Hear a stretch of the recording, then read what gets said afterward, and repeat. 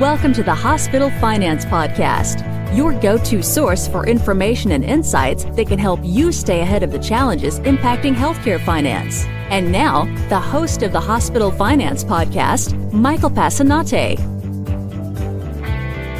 Hi, this is Mike Passanante, and welcome back to the Hospital Finance Podcast.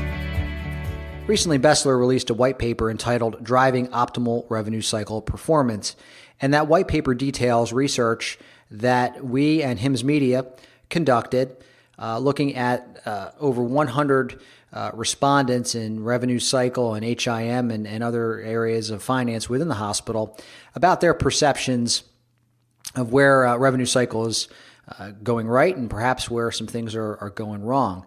One of the statistics that stood out to us during that research were that 1/3 of the respondents felt that DRG optimization was not a solved problem, and that given that many of them felt that their software was optimized to handle DRGs appropriately. And so we kind of want to sort that out for you here today, and to join me in walking through that topic is Laura Legg, who is our Director of Revenue Integrity Solutions at BESLER. Welcome to the show, Laura. Thanks, Mike, and thank you for having me. A pleasure as always. So, Laura, for those in our audience who are not familiar with the term DRG optimization or what that's all about, could you just explain that for us? Sure, Mike, and understanding DRG optimization does require a little bit of background. The important parts are that DRGs were developed at Yale University in the late 1960s. But they were developed to monitor quality of care and utilization of services for hospital inpatients. So they really served as a kind of cataloging of patient diseases and conditions. But all that changed in the 1980s when it was changed to a means of determining hospital reimbursement for inpatient stays in the United States. It's important to note that we are the only nation in the world that uses DRGs as a reimbursement methodology. DRG optimization is a term used when hospitals are striving to obtain optimal reimbursement or the highest possible payment to which the facility is legally entitled based on the coded data supported by clinical documentation in the patient's record. It kind of goes back, Mike, to that old saying, if it was not documented, it was not done. So if a hospital performs services and they aren't documented, the payment for those services can be denied.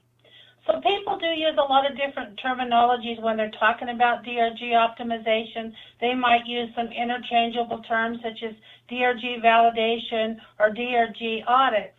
But that's really where DRGs came from. And just a little background, Mike. Great. Thanks for that, Laura. Laura, can all hospitals optimize DRGs? Yes, Mike. All hospitals that are reimbursed using DRG system should be optimizing their DRGs to ensure optimal revenue capture. Not doing so could be a significant loss in revenue. Critical access hospitals are exempt because they're paid a percentage of their charges and not paid by DRGs. So when hospitals are doing DRG optimization, Mike, it's important to point out that they also need to be ensuring compliance with regulatory requirements around DRGs. And those regulatory requirements are set by CMS, the OIG, and some other entities. So it's really important to know that any good DRG optimization endeavor also includes a review of the claims for compliance, which means you're reviewing those DRG payments that might exceed the correct amount. So both DRG optimization and compliance reviews are complex processes, but they're equally important. Medicare does not want claims to be overcoded or undercoded. Medicare wants hospital claims to be submitted with the correct DRG assignment. So let's get into how DRG optimization is done. Can you explain that for us? Well, DRG optimization, Mike, is done through inpatient coding audits. So an organization should audit all the elements on an inpatient claim that are used to determine the DRG. And those are diagnoses, procedures, and discharge status codes. There are trained individuals in organizations, sometimes they're certified coders, that are experienced in ICD-10 code assignment, and those people can perform DRG optimization and compliance reviews. Now, the main goal of these reviews is to verify the accuracy of the hospital's diagnosis and procedure code assignment that affect DRGs. So really, in general, their job is to ensure that diagnostic and procedural information and the beneficiary's discharge status are coded and reported by the hospital on its claim, and that those codes match both the attending physician's description and the medical record documentation. So those coding experts really validate the principal diagnosis, secondary diagnoses codes, procedure codes, all that potentially can affect the DRG assignment. Now, the actual process itself, Mike, of DRG is based upon the accepted principles of coding practice. So those are really industry standards.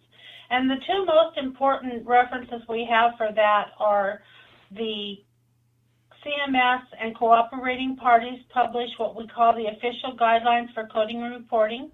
We also have the American Hospital Association that publishes Coding Clinic. So those are the two resources that should be used when organizations are reviewing for DRG validation.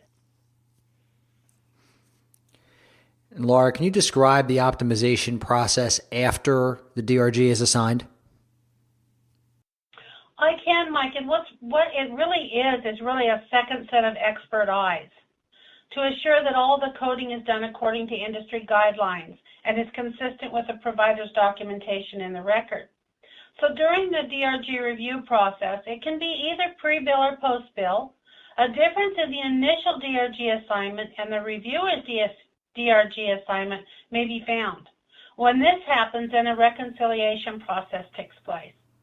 When the final DRG assignment is determined, the claim is sent to the payer.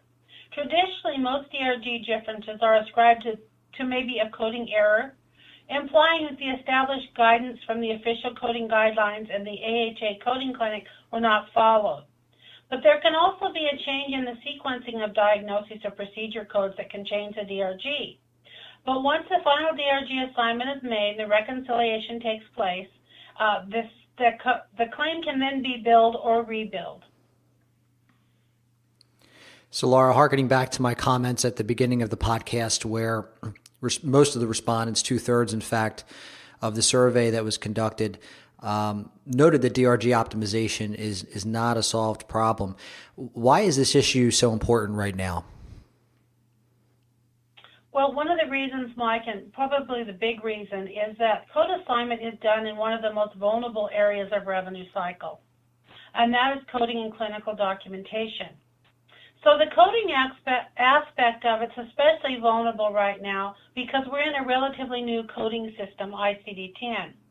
The previous industry accuracy rates under ICD-9 were about 95%, but last year our ICD-10 accuracy rate was at about 57% nationwide. So that just tells you there is a lot of room for improvement.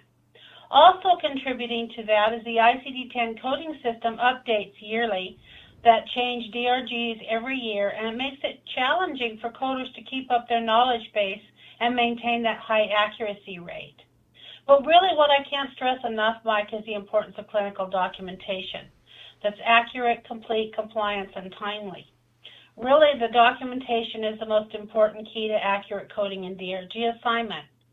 With the new specific codes in ICD-10, they're all great, but if the provider documentation is not specific enough to allow correct code assignment, then you're in trouble. Okay. Laura, what are some of the challenges for hospitals that are looking to do DRG optimization?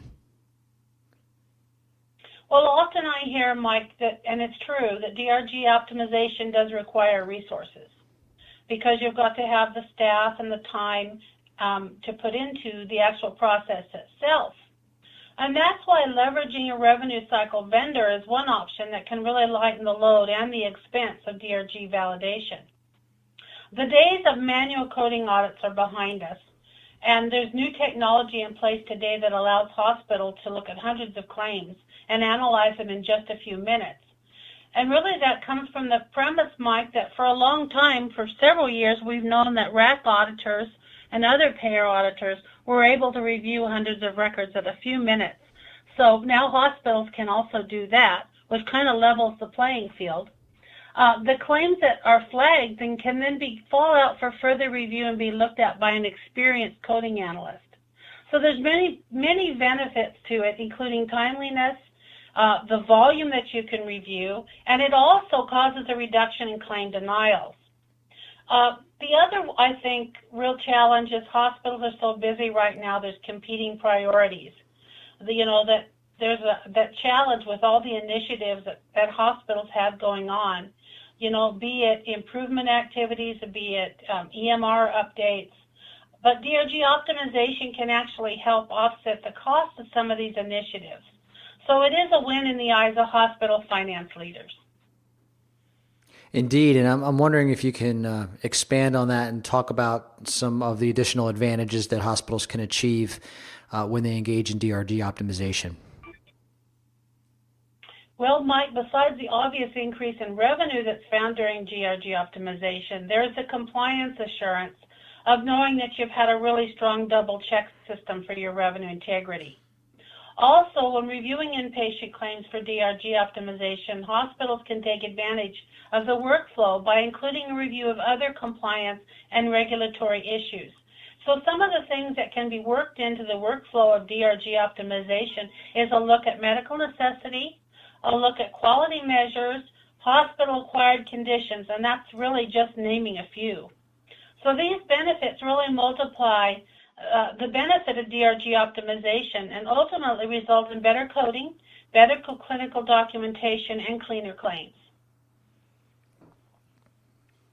Well, great detail there, Laura. And for those in our audience who might like to get a look at the research report that we've talked about here today or the white paper itself, just head on over to BESLER.com/insights. You can click on the Revenue Integrity tab that you see there on the page, and that will take you to an area where you can get to all of those resources. Laura, thank you so much for joining us on the podcast today. You're welcome, Mike. Thank you. This concludes today's episode of the Hospital Finance Podcast. For show notes and additional resources to help you protect and enhance revenue at your hospital, visit BESLER.com/podcasts. The Hospital Finance Podcast is a production of BESLER. Smart about revenue, tenacious about results.